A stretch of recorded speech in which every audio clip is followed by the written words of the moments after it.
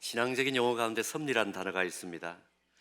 전능하신 하나님께서 주도적인 계획을 가지고 이 세상을 움직여 가실 뿐만 아니라 우리 개인의 삶도 인도해 가시는 것을 섭리라고 말합니다. 이 하나님의 섭리하심을 믿는 신앙을 가진 하나님 자녀들은 삶 속에서 자신이 성실하게 살고 모든 노력과 최선을 다하는 것을 100% 중요하게 생각합니다. 또 그렇게 살아가야 합니다. 그러나 그와 동시에 또 100% 나보다 더 잘하시고 시공간을 초월해서 모든 상황을 알고 계시는 하나님의 인도와 도우심이 나에게는 100% 필요하다. 그것을 신뢰하며 살아가는 삶의 특징을 보입니다.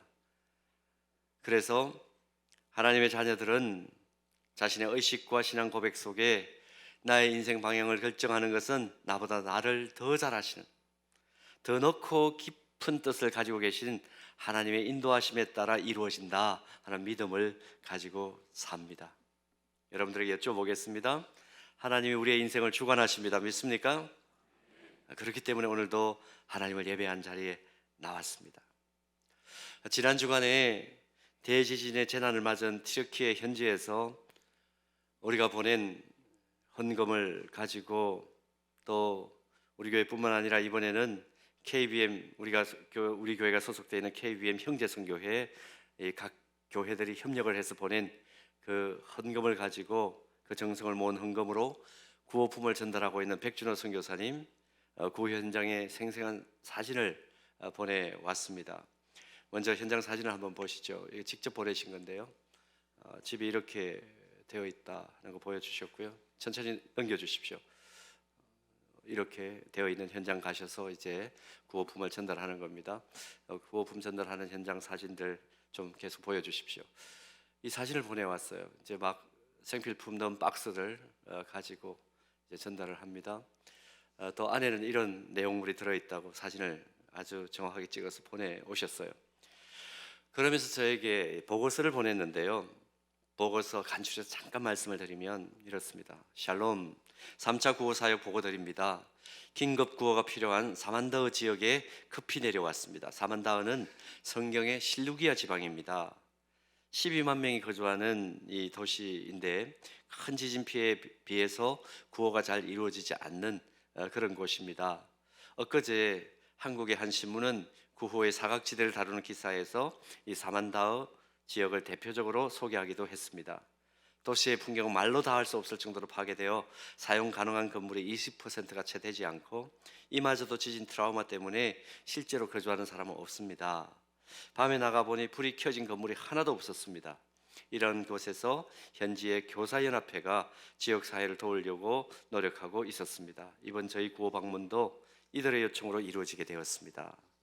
현지들 요청에 따라 식료품 패키지 600상자를 먼저 준비했습니다. 이 상자 안에는 이들의 주식인 쌀, 콩, 식용유, 스파게티, 토마토 소스, 차, 설탕 등이 포함되어 있습니다. 추가로 5리터 생수 1000개를 요청받았는데 준비한 컨테이너에 자리가 모자라서 480개만 실을 수 있었습니다. 총 비용은 1,400만 원 가량 소요되었습니다. 가져간 물품들은 일단 교사연합회 사무실에 내려놓고 12개 동의 대표들이 와서 50상자씩 수령하여 각 동별로 나누게 했습니다. 이렇게 짧은 시간에 필요한 이들에게 효율적으로 나눌 수 있어서 참 감사했습니다. 교사연합회 회장님은 물리적 지진 이후에 2차 지진이 더욱 무서울 것이라고 이야기했습니다. 2차 지진은 대단히 텐트촌 안에서의 전염병, 심각한 트라우마, 실업과 경제 문제의 모습으로 다가올 것이라고 걱정합니다. 하지만 결코 절망하지는 않겠다고 이야기합니다. 저희가 이곳을 떠나는 날 한국의 기독교 NGO에서 연락이 왔다고 합니다. 이것을 돕고 싶다고요. 하나님의 시간은 늘 정확하다는 생각이 들었습니다. 우리가 계획하지 않은 협력을 통해 구호의 일들이 진행됨에 감사를 드립니다. 기도와 후원에 감사드립니다. 이런 내용입니다. 지금 백승 교사님이 하고 있는 이 구호팀은 터키 자국 이재민들에 비해서 상대적으로 구호 손길이 미미하게 미칠 수밖에 없는 튀르키예에 들어와 있는 아프간 난민 이재민들을 돕는 사역에 집중을 하고 있습니다. 우리가 계속해서 건강과 안전을 위해서 기도해 줄 필요가 있는 그런 사역입니다. 제가 보고서를 읽으면서 재난을 만난 그 땅과 민족들을 위해서 기도할 수밖에 없죠. 그리고 대가를 바라지 않고 헌신하고 있는 선교사님들, 또 구호에 참여하고 있는 분들을 위해서 기도하는 중에 참 마음에 감동이 되는, 제가 지금 읽어드렸던 그 보고서 가운데 나옵니다. 그 제 마음에 남았던 보고서 한 줄이 있어요. 바로 이 부분입니다. 이곳을 떠나는 날 한국의 기독교 NGO에서 연락이 왔다고 합니다. 이곳을 돕고 싶다고요. 하나님의 시간은 늘 정확하다는 생각이 들었습니다. 우리가 계획하지 않은 협력을 통해 구호의 일들이 진행됨에 감사를 드립니다. 이 말이 참 제 마음에 남았어요. 전능하신 하나님이 주권적으로 섭리하고 계신다는 것에 대한 선교사님의 인정이요, 고백이죠. 사랑하는 여러분, 나의 생각과 계획을 뛰어넘는 하나님의 크신 계획과 섭리가 지금도 진행되고 있음을 믿습니까? 이 사실은 굉장히 중요합니다. 이것을 믿고 삶을 사는 사람과 믿지 않는 삶의 사람의 그 삶은 근본적으로 차원이 다를 수밖에 없습니다. 근데 오늘 본문을 보면 아브라함이 등장을 하는데요. 아브라함은 하나님의 섭리를 믿고 살았던 대표적인 인물 중에 한 사람이죠. 믿음의 선배다, 대표적인 믿음의 선배다, 우리 그렇게 고백을 합니다. 아브라함이 고향 땅을 떠나 살기 시작할 때부터, 그런데 이 아브라함과 함께 살았던 사람 있죠. 나중엔 자신이 선택한 남방 지역 소돔에 살던 조카 롯입니다. 그런데 남방 5나라와 북방 4나라 연합군 사이에 그 전쟁통 속에 이 롯이 붙잡혀가는 위기 상황이 발생을 합니다. 이 소식을 듣고 아브라함이 무력을 동원해서 조카 롯을 구하죠. 본문 앞에 있는 창세기 14장 14절에서 16절 말씀은 당시에 아브라함이 롯을 구원한 상황을 이렇게 기록을 합니다. 아브라함이 그의 조카가 사로잡혔음을 듣고 집에서 길리고 훈련된 자 318명을 거느리고 단까지 쫓아가서 그와 그의 가신들이 나뉘어 밤에 그들을 쳐부수고 다메섹 왼편 호박까지 쫓아가. 16절, 모든 빼앗겼던 재물과 자기의 조카 롯과 그의 재물과 또 부녀와 친척을 다 찾아왔더라 그랬습니다. 이 말씀 보면 본토와 친척과 아비의 집을 떠나라는 하나님의 명령 붙들고 정처 없이 유랑길에 올랐던 아브라함이 시간이 좀 흐르면서 어떻게 됐습니까? 굉장히 유력한 사람이 된 거예요. 나름 상당히 자기 세력을 크게 확장시키고 아주 강성하게 성장한 것을 이 말씀을 통해서 확인합니다. 그리고 창세기 14장을 조금 더 자세히 보면 아브라함 당시에 가나안 원주민이었던 아모리 족속 사명제인 아넬과 에스골과 마므레와 동맹을 맺고 롯을 구출하는 그 전쟁에서 이 동맹을 통해서도 승리를 합니다. 유랑생활 속에서도 자기 수하에 군사훈련을 시킨 사람을 수백 명 거느릴 수 있었다. 이거 대단한 지략 아닙니까? 그리고 또 외교적 수완을 발휘해서 동맹관계를 유지하고 있는 우군도 있었다. 이 대단한 외교력을 가진 인물로 지금 성장한 것을 볼 수 있습니다. 그런데 여전히 불안해요. 여전히 자기의 주변 상황은 마음을 놓을 수가 없습니다. 주변 원주민들이 갑자기 자신들의 영역 안으로 툭 튀어들어온, 이 갑자기 툭 튀어들어온 사람을 갑툭튀라 그러죠. 이 아브라함을 못마땅하게 여깁니다. 기회가 오기만 하면 쫓아내버리자, 그런 생각을 하면서 여전히 아브라함에 대해서 칼을 갈고 있는 상황입니다. 이런 상황에서 아브라함의 마음이 어땠을까요? 늘 불안함과 초조함이 그 안에 있었겠죠. 이건 고향 땅이 아닌데, 하나님이 약속해 주신 땅으로 지금 가고는 있지만 진짜 그 땅에 어떻게 도착할까, 어떤 시간에 도착할까, 그 마음의 초조함이 늘 있었겠죠. 이때에 하나님께서 이런 아브라함에게 나타나셔서 새로운 약속을 해 주시는 내용이 오늘 본문입니다. 본문 1절을 보면 아브라함을 향한 하나님의 약속은 이런 내용입니다. 요약하면 이런 내용이에요. 아브라함아, 두려워하지 말아라. 나는 너의 방패다. 앞으로 네가 미래에 받을 보상과 복과 상급은 상상할 수 없을 거야. 그러니까 염려하지 마. 그 약속을 해 주십니다. 아브라함에게 두려워 말라고 지금 말씀하시죠? 북방의 내 연합군과의 전쟁에서 큰 승리를 경험했지만 여전히 두려운 적들 앞에 노출되어 있는 그 상황인데, 내가 너의 방패가 되어 주겠다 약속을 해 주셨습니다. 더 나아가서 앞으로 다가올 미래에, 네가 살아갈 미래에 너 상상할 수 없을 정도로 내가 복을 부어줄 거야. 하나님께서 약속을 해 주셨습니다. 자, 이런 상황에서 불안합니다. 그런데 하나님께서 약속을 해 주셨어요. 아브라함의 마음이 어땠을까요? 불안한 상황 속에서 하나님의 약속을 받았다. 여러분들 같으면 어떻게 하시겠어요? 여러분들의 이제 믿음의 분량이 있으시니까 마음속에 그렇게 생각할 겁니다. 믿어야지. 믿음 가지고 살아야지. 그리고 흔들리지 말아야지. 여러분 그렇게 장담하고 자신하실 수 있으신가요? 하나님의 약속, 이 약속은요, 언약적인 관점에서 보면 오늘 영적 이스라엘 백성으로 선택받은 우리들에게도 동일하게 주어진 약속이에요. 우리에게 성취될 약속입니다. 두려워하지 말아라. 나는 너의 방패다. 앞으로 네가 받을 복은 상상할 수 없을 정도로 크다. 내가 너를 보호해주고 장래의 모든 일을 보장해주마. 너는 나만 믿어라. 오늘 하나님께서 아브라함에게 약속해 주셨던 이 약속은 언약적 관점에서 영적 이스라엘 백성 된 우리에게도 동일하게 적용될 수 있는 약속이라고 했습니다.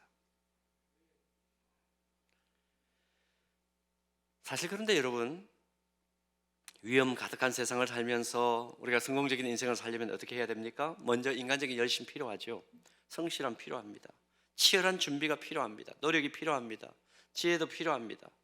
힘과 실력을 기르고 필요하면 좀 더 힘있고 지혜 있는 사람들과 친밀한 관계 형성을 해서 동맹을 맺고 살아가는 거 필요해요. 근데 그 속에서 오늘 하나님께서 약속해 주신 이 약속 믿고 따라가는 거 동시에 필요하다 하는 것을 오늘 기억할 필요가 있습니다. 하나님은 어떤 분이시냐? 사무엘상 15장 29절 말씀 보면 하나님은 이렇게 소개됩니다. 이스라엘의 지존자는 거짓이나 변개함이 없으시니 그는 사람이 아니심으로 결코 변개하지 않으심이니이다. 약속한 것에 대해서 이렇게 저렇게 뒤집지 않으시는 분이라는 거죠. 신약 야고보서 1장 17절도 보십시오. 온갖 좋은 은사와 온전한 선물이 다 위로부터 빛들의 아버지로부터 내려오나니 그는 변함도 없으시고 해전하는 그림자도 없으시니라. 아멘. 아멘이죠. 근데 여러분 오늘 본문을 쭉 읽어 나가다 보면 본문 2절 이하를 계속 읽어 나가다 보면 약속의 변함이 없으신 신실하신 하나님께서 아브라함의 꿈속에 나타나셔서 너무나 확실하고 명료하게 약속해 주셨는데도 불구하고 아브라함의 반응은 어떤가요? 잘 보세요. 하나님을 향한 믿음을 가지지 못합니다. 하나님을 향해서 절대 믿음을 가지지 못해요. 근데 흥미로운 것은 또 뭐냐 하면 하나님이 보이시는 또 반응입니다. 의심하는 아브라함을 향해서 너무나 감동적인 방식으로 아브라함을 향한 약속이 반드시 성취될 것을 실물 교육을 통해서 보여주세요. 인간의 한계 속에 갇힌 아브라함과 이에 대해서 기가 막힌 방법으로 정답을 말씀해 주시는 하나님의 응답이 기록된 것이 오늘 본문입니다. 참 오늘 본문 흥미로운 본문이죠. 자세히 보니까. 자, 그래서 오늘 본문에서 우리 두 가지 교훈을 함께 나누려고 합니다. 첫 번째는 뭐냐 하면 하나님의 약속을 여전히 의심하는 아브라함. 그래서 아브라함이 질문을 하죠. 이 아브라함의 질문을 통해서 자신의 한계 속에 가두어진 연약한 인간의 초상을 봅니다. 아브라함만 그런 게 아니고 사실 따지고 보면 우리도 그렇죠. 본문 1의 3절 봅니다. 아브라함은 하나님을 향해서 하소연하듯이 의문을 제기합니다. 하나님 약속해 주셔서 감사합니다. 모르겠어요. 감사의 표현이 있는지는 생략하고 있으니까 모르겠습니다만은, 근데 지금 자신의 형편을 보니까 75세에 하나님 땅을 떠나서 벌써 노년을 향해 가는 나이라는 겁니다. 그런데 자신의 그 현주소를 보니까 내 슬하에는 나의 대를 이어갈 자식이 하나도 없습니다. 내 혈육이 하나도 없습니다. 하나님께서 아무리 상급이 되어 주셔도, 나에게 복을 많이 베풀어 주셔도 내 당대로 그치고 마는 그런 현실 속에 내가 내몰려 있습니다. 내 당대에 하나님 아무리 많이 주셔도 나에게는 아무 의미가 없어요. 이 얘기를 지금 아브라함이 본문 2절과 3절에서 하고 있습니다. 자신의 인간적인 한계를 보면서 약속하신 하나님을 향해서 의문을 제기하는 거죠. 하나님, 도대체 이게 뭡니까? 아직도 저에게는 하나님 상급 주셔도 그걸 상속받을 자식이 없는데, 약속해 주시기는 하셨지만 이 약속 성취를 위해서 도대체 하나님의 생각을 모르겠어요. 저는 현실적으로 이게 공감이 안 돼요. 그 얘기를 지금 아브라함을 하고 있는 거죠. 당시에는 피를 나눈 자식이 없으면 신임하는 종에게 그 모든 받은 것들을 상속하는 것이 풍습이었습니다. 그래서 아브라함이 뭐라고 얘기합니까? 다메섹 사람 엘리에셀이라는 종에게 내가 상속할 수밖에 없습니다. 아주 현실적인 푸념을 하는 거죠. 하나님께서 방패도 되어주시고 보상도 해주시겠다고 하는데 현실적으로 나는 참 답답한 상황입니다. 현실에서 일어나고 있는 기적은 아무것도 없네요, 하나님. 그렇게 지금 얘기하는 겁니다. 자, 이 아브라함의 푸념 섞인 하소연에 대해서 본문 4절과 5절을 보면 하나님의 대답이 이어지는데 이렇게 이어집니다. 여호와의 말씀이 그에게 임하여 이르시되 그 사람이 내 상속자가 아니라 내 몸에서 날짜가 내 상속자가 되리라 하시고 그를 이끌고 밖으로 나가 이르시되 하늘을 우러러 무뼈를 셀 수 있나 보라. 또 그에게 이르시되 내 자손이 이와 같으리라. 하나님께서 이렇게 응답을 해 주십니다. 답답한 현실이라고 푸념하는 아브라함의 하소연에 대해서 하나님의 대답은 좀 전혀 엉뚱합니다. 그렇죠? 아주 엉뚱하죠. 해답을 달라고 했는데 지금 현실 내 손에 뭔가를 쥐어달라고 그랬는데 기대와는 달리 전혀 엉뚱한 대답을 지금 해주시는 하나님을 우리가 본문에서 봅니다. 아마 아브라함은 하나님을 향해 하나님, 과거에 제가 하란 땅을 떠날 때 저로 하여금 큰 민족을 이루어 주시겠다고 약속하셨지만 지금 저는 많은 후손 필요한 것 아니고요, 많은 후손 필요 없어요. 그냥 한 사람만 주세요. 한 사람만. 그 얘기를 지금 하고 있습니다. 내일이 풍성한 약속 필요 없다는 거예요. 그게 중요한 거 아니고 저는 지금 내 손에 쥐어지는 것, 그거 중요합니다. 그렇게 항변하고 있습니다. 여러분, 이 아브라함의 항변하는 모습을 보면서 누굴 봅니까? 누굴 보세요? 지금 옆에 있는 김 집사님 보세요. 뒤에 앉아 계시는 박 권사님 보고 계세요. 지금 누굴 보는 거예요? 지금 이 모습 속에서 누굴 보십니까? 누굴 보시나요? 가만히 묵상해 보면 이것은 평소에 우리가 하나님을 향해 항변하는 내용 그대로입니다. 그대로죠. 고스란히 나타나죠. 답답한 현실에 부딪힐 때마다 우리가 하나님을 향해 보이는 반응은 어떤 모습인가요? 하나님, 지금 이 순간 이 자리에서 뭔가 하나님 살아계신 능력과 사인을 보여주십시오. 보여주시면 내가 믿겠습니다. 응답해 주시면, 지금 이 자리에 지금 이 상황 속에 응답해 주시면 내가 하나님 뜻대로 살겠습니다. 우리 그런 고백 많이 하지 않습니까? 현실적인, 너무나 현실에 집착하는 근시안적인 인간의 특성을 오늘 아브라함을 통해서, 이 모습을 통해서 우리는 우리 자신의 모습을 보고 있습니다. 현실에 매몰된 이 아브라함의 항변에 대해서, 그렇다면 하나님은 어떻게 반응하십니까? 하나님은 참 재미있고 늘 효과적인 교수 방법을 가지고 계신 하나님이신 것 같아요. 우리가 그렇게 많이 체험하죠. 하늘에 영롱하게 빛나는 수많은 별들을 보여주시면서 실제적으로 아브라함의 미래를 보실 수 있는 실물 교육으로 하나님께서 응답해 주신다. 이게 오늘 본문이 담고 있는 아주 중요한 교훈이죠. 이제 두 번째 교훈을 봅니다.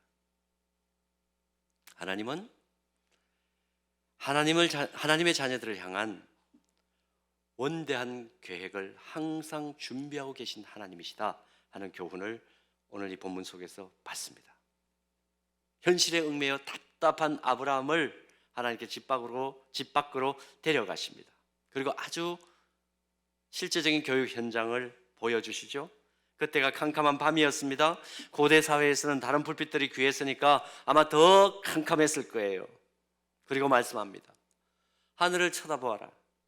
네가 셀 수 있거든 저 별들을 한번 세어보거라. 앞으로 너희 후손이 저 별들의 수만큼 많아질 거야.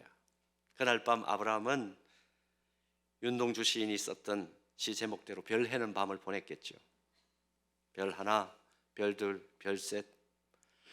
하늘에 떠있는 그 수많은 별들이 그 밤에 얼마나 많이 헤아려졌을까. 아브라함의 믿음의 분량대로 헤아려졌겠죠. 그 과정에서 아브라함은 결국 깨닫습니다. 그리고 이런 자세를 취합니다. 본문 6절 다시 한번 보십시오. 상반절에 이렇게 기록되어 있습니다. 아브라함이 여호와를 그제서 믿으니. 눈앞에 펼쳐진 구체적인 그림을 보고서야 아브라함은 비로소 자신을 향한 원대한 계획을 가지고 계신 섭리하시는 하나님을 믿습니다. 그 믿음의 결과 본문 6절 하반절 어떻게 나타납니까? 여호와께서 그를 의로 여기시고, 여호와께서 이를 그의 의로 여기시고. 사랑하는 여러분, 한 주간 동안 힘드셨죠? 오늘 교회에 오셔서 어떤 말씀을 기대하셨습니까? 그리고 예배 가운데 어떤 하나님을 만나기를 원하셨나요? 하나님께서 나의 심중에 어떤 말씀을 해 주시기를 기대하면서 오늘 예배의 자리에 나오셨나요? 오늘 본문을 통해서 하나님께서 우리에게 말씀하시고자 하시는, 나에게 말씀하시고자 하시는 하나님의 음성이 들리기를 소원합니다. 많은 성도들이 자신에 대한 하나님의 놀라운 계획이 있다는 사실을 확신하지 못하고 예배드려요. 하나님의 살아계심을 예배한다고 말은 하는데, 살아계신 하나님이라고 찬양은 하는데, 눈앞에 보이는 답답한 현실에 짓눌려가지고 낙심과 절망 속에 패배자로 예배를 드리다가 결국 예배당 문을 나갈 때에도 패배자로 세상을 향해 나아갑니다. 여러분, 오늘 이 말씀을 통해서 우리가 다시 한번 우리를 향해서 준비하시고 말씀하시는 예수님을 만나고 세상을 향해 승리자로 나아갈 수 있게 되기를 축복합니다. 혹시 오늘도 아브라함처럼 자신의 삶이 도무지 출구조차 보이지 않는 사방으로 꽉 막힌 벽에 우겨쌈을 당하고 있는 그런 느낌을 가지고 지금 이 예배의 자리에 있는 분 있으십니까? 오늘 확인하십시오. 하나님은 살아계신 하나님을 예배하는 하나님의 자녀인 나의 인생에 대해서 놀라운 관심과 계획을 정교하고 진짜 정교하게 짜놓고 계신 하나님이시다. 오늘 이 하나님을 만나야 오늘 진짜 예배가 드려지는 것이죠. 우리 한 사람 한 사람은요, 잉태되어 출생하기까지 정말 정교하고 완벽한 형성 과정을 통해서 이 세상에 태어나서 세상을 살아가는 하나님의 독특한 형상이에요. 의과학자들 얘기를 들어보면요, 우리 몸에 약 100조 개의 세포가 있다 그러죠. 그런데 그중 단 한 개의 세포만 관찰해도 한 도시의 구조보다도 훨씬 더 복잡한 구조와 기능을 발견할 수 있다, 그렇게 말하는 것 같습니다. 이것은 우리가 처음부터 하나님의 정교하고 완전한 계획에 의해서 창조된 존재인 것을 증거하는 사실 아닙니까?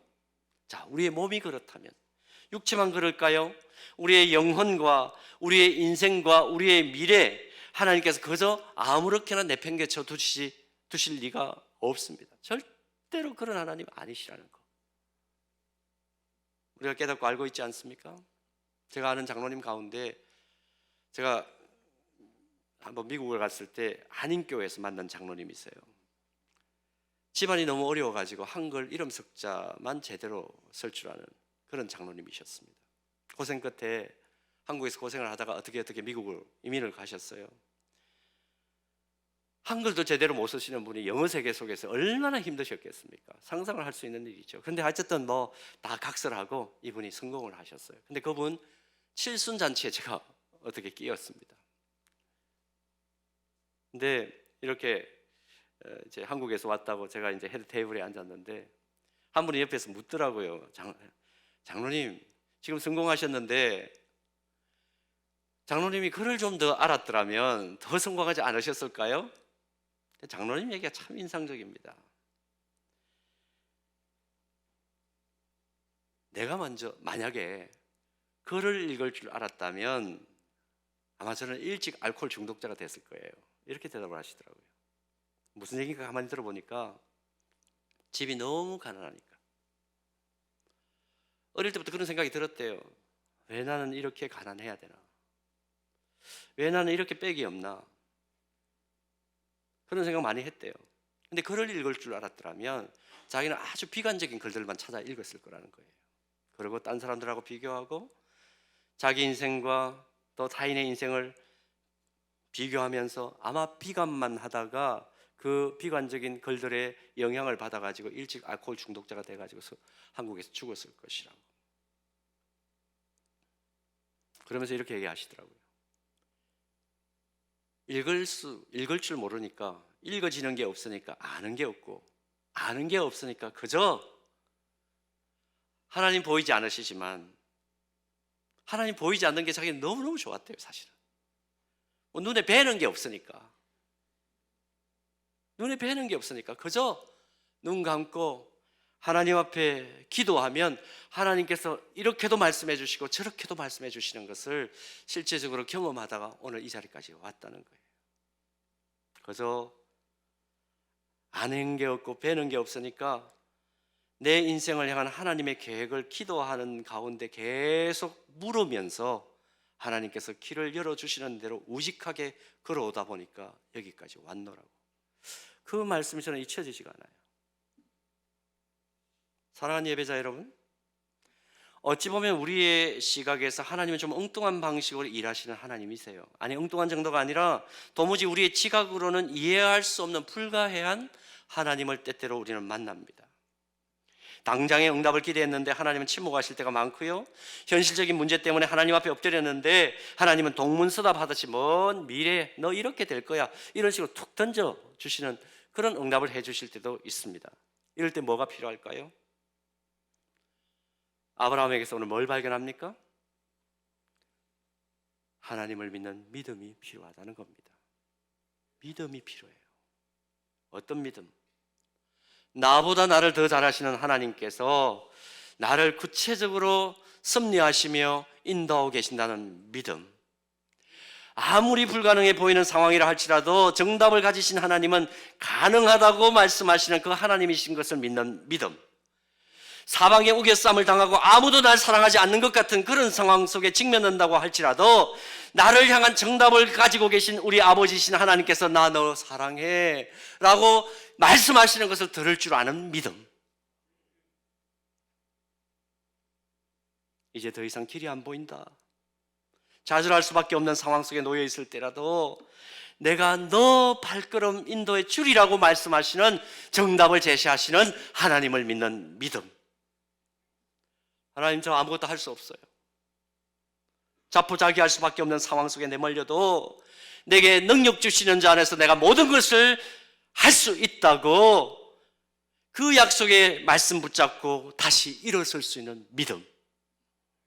나의 지혜로는 넘어설 수 없는 장벽 앞에 있을 때에다, 그 앞에 섰을 때라도 지혜를 주시되 풍성하게 주시는 하나님이 공급하시는 은혜로 능히 모든 문제를 해결할 수 있다고 믿는 그 믿음.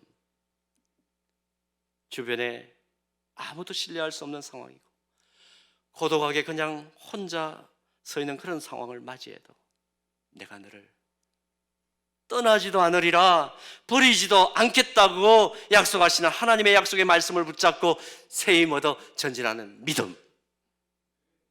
오늘 이 아침에 그 믿음의 회복이 우리 안에 필요합니다. 하나님은 우리 인생을 전체적으로 아시고 정답을 가지고 계시는 하나님이시다. 오늘 이 확신 가지고 세상을 향해 나아가는 저와 여러분 되기를 주님의 이름으로 축복합니다.